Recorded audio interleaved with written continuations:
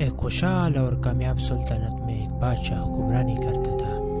اس کی سلطنت خوشحال تھی اور سب اس کا نام عزت سے لیتے تھے، مگر ایک بات تھی جو بادشاہ کو پریشان کرتی تھی۔ اس کی اکلوتی بیٹی شہزادی جوان ہو چکی تھی اور بادشاہ کی سب سے بڑی خواہش یہ تھی کہ اس کی بیٹی کے لیے ایک ایسا شریک حیات ملے جو اس کی سلطنت کی عزت میں اضافہ کرے، مگر بدقسمتی سے شہزادی کے لیے کوئی ایسا مناسب لڑکا نہیں مل رہا تھا جو اس کے خوابوں کا حقیقی حقدار ہو۔ یہ غم بادشاہ کے دل میں چھپا ہوا تھا اور دربار میں بھی اداس رہنے لگا۔ ایک دن اس کا عقلمند مشیر راجگیرو آیا اور بادشاہ کے چہرے پر پریشانی دیکھ لی۔ حضور، آپ کے چہرے پر اداسی صاف دکھائی دے رہا ہے، کیا ہوا؟ راجگیرو نے نرمے سے پوچھا۔ بادشاہ نے گہری سانس لیتے ہوئے کہا، میری بیٹی کے لیے ایسا کوئی شخص نہیں مل رہا جو اس کی عظمت کے قابل ہو۔ میں چاہتا ہوں کہ وہ خوش رہے، لیکن میں نہیں جانتا کہ اس کے لیے کون صحیح ہوگا۔ راجگیرو مسکرائے اور کہا، آپ کی عظمت، میں اس کی تقدیر کا مطالعہ کرتا ہوں، شاید اس میں ہمیں کوئی راہ دکھائی دے۔ راجگیرو نے شہزادی کی قسمت کا جائزہ لینا شروع کیا اور جیسے ہی اس پر نظر ڈالی، اس کی آنکھ کی خیرت سے چمک اٹھی۔ یہ تو عظمت مستقبل کے لیے بنی ہے۔ راجگیرو نے دل میں سوچا، جو بھی اسے شادی کرے گا وہ نہ صرف بادشاہ بنے گا بلکہ ایک دن پوری دنیا پر حکمرانی کرے گا۔ لیکن جیسا ہی یہ خیال آیا، لالچ نے اس کے دل میں جگہ بنا لی۔ اگر ایسا ہے تو میں خود کیوں نہ ایسے شادی کر لوں؟ میں اس کے لائق ہوں اور اس کی زر سلطنت پر راج کر سکتا ہوں۔ راجگیرو نے اپنے ارادے کو چھپاتے ہوئے بادشاہ سے کہا، آپ کی عظمت، اس کی تقدیر بہت روشن ہے، لیکن اگر اس کی شادی ہو گئی تو یہ خاندان کے لیے تباہی کا سبب بن سکتی ہے۔ بادشاہ کا دل دہل گیا۔ کیا مطلب؟ مجھے کیا کرنا چاہیے؟ راجگیرو نے نرمے سے جواب دیا، آپ اپنی بیٹی کو ایک بڑے صندوق میں سجا کر دریا میں بہا دے، تقدیر خود اسے اس کی شریک حیات تک لے جائے گی۔ بادشاہ نے کچھ دیر سوچا مگر پھر راجگیرو کا مشورہ مان لیا۔ دل باری تھا مگر اس نے شہزادی کو ایک صندوق میں بٹھایا اور دریا کے حوالے کر دیا۔ شہزادی کا دل دکھ سے بھر گیا تھا اور وہ خود کو بالکل اکیلا محسوس کر رہی تھی۔ صندوق میں بیٹھتی ہی اس کے آنکھوں سے آنسو بہنے لگے۔ وہ بھی بس اسی سوچنے لگی، یہ دریا مجھے کہاں لے جائے گا؟ میری تقدیر کیا ہوگی؟ دریا کے لہریں صندوق کو اپنے ساتھ دور لے گئی۔ یہ ایک ایسا سفر تھا جس کی سمت کا تعین تقدیر نے رکھا تھا۔ دریا کے کنارے ایک نوجوان شہزادہ اپنے سپاہیوں کے ساتھ شکار سے واپس آ رہا تھا۔ اس نے دریا کے پانی میں کچھ عجیب دیکھا، ایک صندوق بہتا ہوا آ رہا تھا۔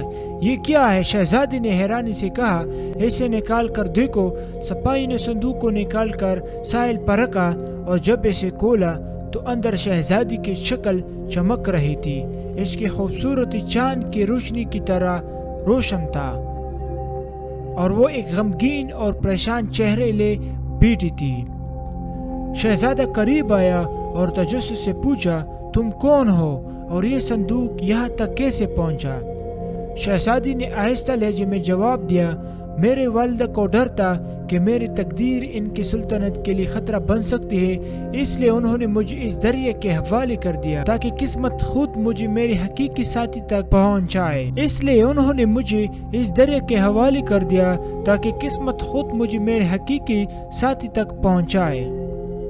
شہزادی نے غور سے شہزادی کی باتیں سنی اور پیر احترام سے کہا، اگر تقدیر نے تمہیں اس صندوق کے ذریعے میرے پاس بھیجا تو میں خوشی سے اسے قبول کرتا ہوں۔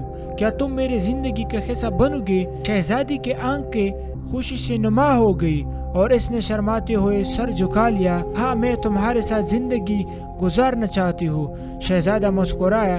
اس نے شہزادی کی انگلی میں ایک سنہری انگوٹھی پہنائی اور یوں ہی ان کی محبت کی کہانی ایک نئے سفر پر چل نکلی۔ یہ کہانی ایک اور موڑ لیتی ہے۔ جب راجگیرو کو صندوق کی واپسی کا انتظار تھا، اس کا دل خوشی سے جھوم رہا تھا کیونکہ وہ جانتا تھا کہ اب اس کا خواب پورا ہونے والا ہے۔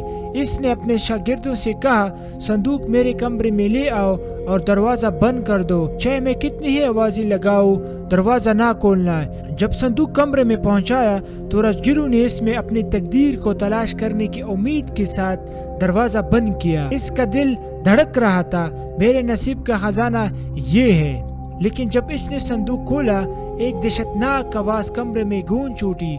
یہ شہزادی نہیں بلکہ ایک وحشی بھینس تھی۔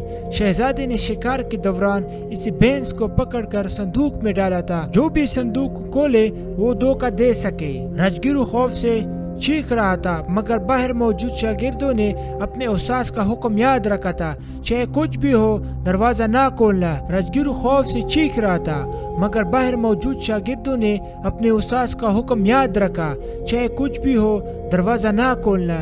یوں ہی اس کی اپنی لالچ نے اسے انجام تک پہنچایا۔ یہ کہانی ہمیں سکھاتی ہے کہ لالچ اور فریب ہمیں کبھی بھی اچھے نتائج تک نہیں پہنچاتے، بلکہ ہمیں ان کے بدلے میں تباہی ملتی ہے۔ کہانی کا سب سے بڑا سبق یہ ہے کہ زندگی میں جو تقدیر ہمارے لیے مقرر ہے وہ کبھی بھی غلط نہیں ہوتے۔ ہم صرف اس پر یقین رکھنا چاہیے اور اپنی نیت صاف رکھنا چاہیے۔ جب ہم اپنی تقدیر کے راستے پر چلتے ہیں اور ایمانداری کے ساتھ کام کرتے ہیں تو ہم ہمیشہ کامیاب ہوتے ہیں۔